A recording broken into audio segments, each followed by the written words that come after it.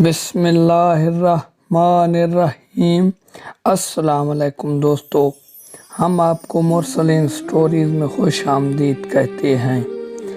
آپ حجاج بن یوسف کے نام اور شخصیت سے یقیناً ناواقف نہیں ہوں گے۔ اس شخص کو عبد المالک نے مکہ، مدینہ، طائف اور یمن کا نائب مقرر کیا تھا اور اپنے بھائی بشار کی موت کے بعد اسے عراق بھیج دیا، جہاں سے وہ کوفہ میں داخل ہوا۔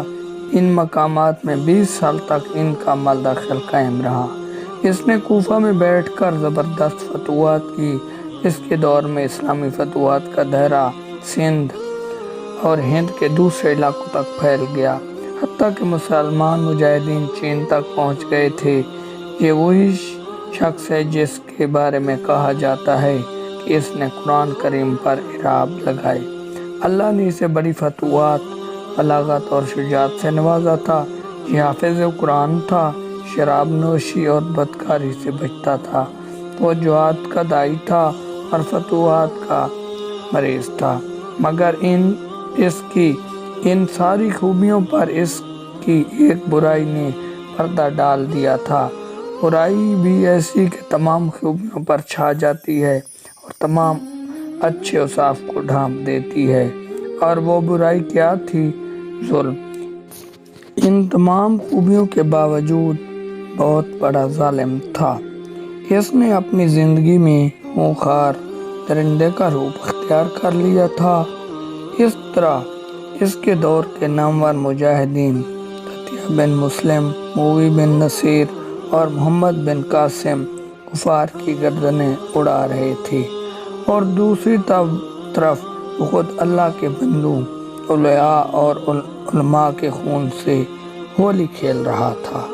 امام ابن کثیر نے البدیہ والنہایہ میں ہشام بن حسان سے نقل کیا کہ حجاج نے 1,30,000 انسانوں کو قتل کیا ہے۔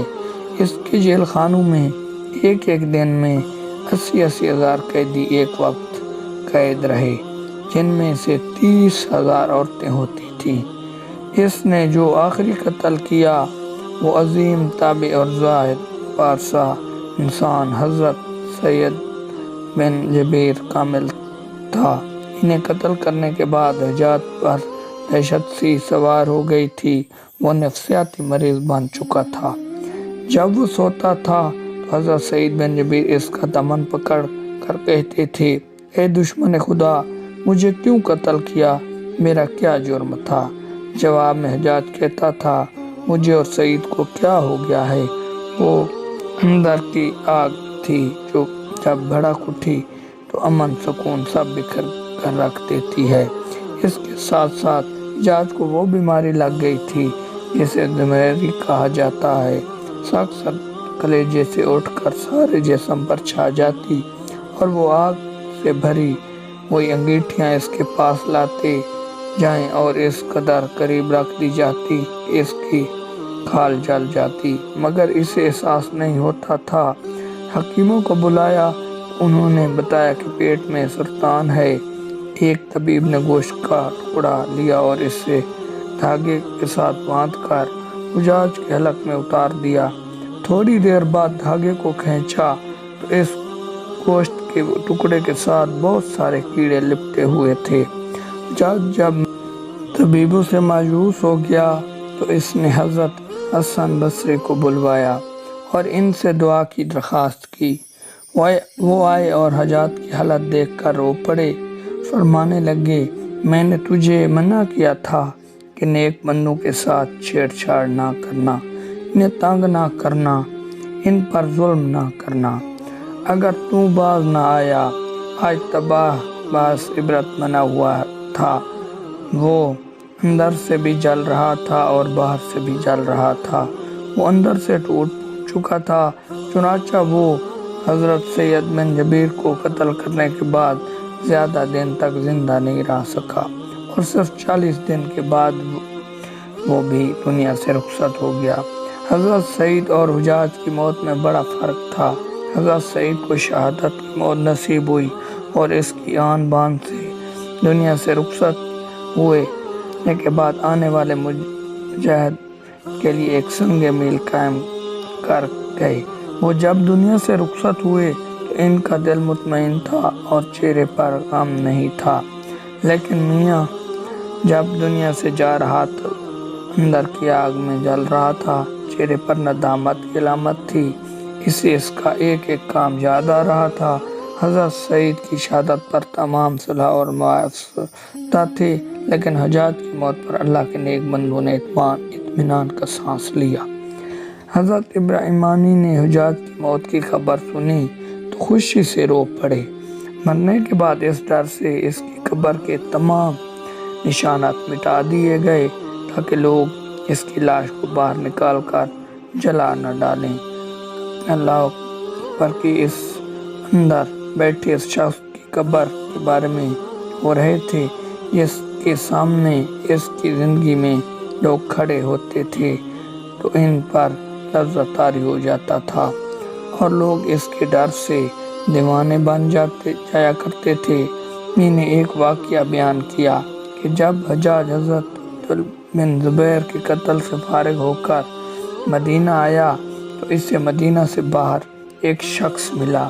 चुनांचे हज्जाज के चेहरे पर नकाब था, इसलिए इसने हज्जाज को नहीं पहचाना। हज्जाज ने इससे मदीना का हाल अहवाल दरियाफ्त किया। शेख ने कहा, बहुत बुरा हाल है, रसूल अल्लाह सल्लल्लाहु अलैहि वसल्लम के हवारी कत्ल कर दिए गए। हज्जाज ने पूछा था, इनको किसने कत्ल किया है? शेख ने जवाब दिया, एक फाजिर फासिक और शख्स, इसका नाम हज्जाज है। अल्लाह इसको हलाक कर दे और सब लानत भेजने वाले इस पर लानत भेजें। हज्जाज ये सुनकर गज़ब आलूद हो गया और इसने अपने चेहरे पर पड़ी हुई नकाब हटा दी और पूछा कि तुम मुझे पहचानते हो? शेख ने कहा, हाँ, मैं आपको पहचानता हूँ।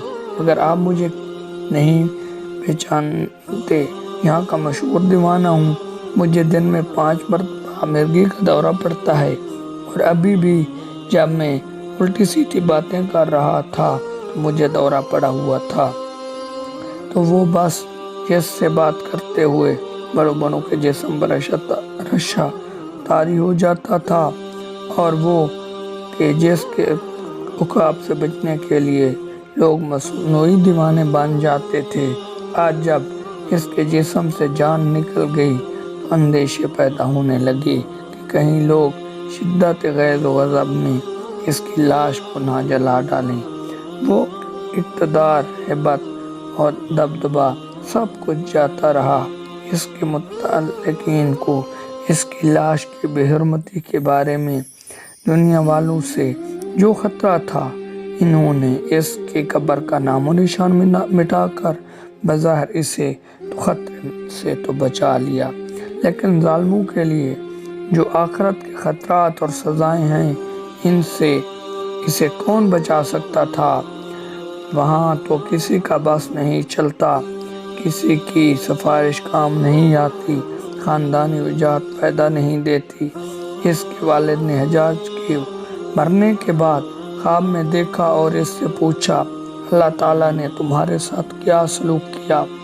इसने जवाब दिया, मैंने जितने कत्ल किए थे इनमें से हर एक के बदले मुझे भी कत्ल किया गया। इससे सिर्फ हज्जाज का मामला ना खुलेगा, हर जालिम के साथ आखिरी खरत में ही यही होगा। हासिल इस वाक़े से ये निकला कि जुल्म का अंजाम हमेशा बुरा होता है।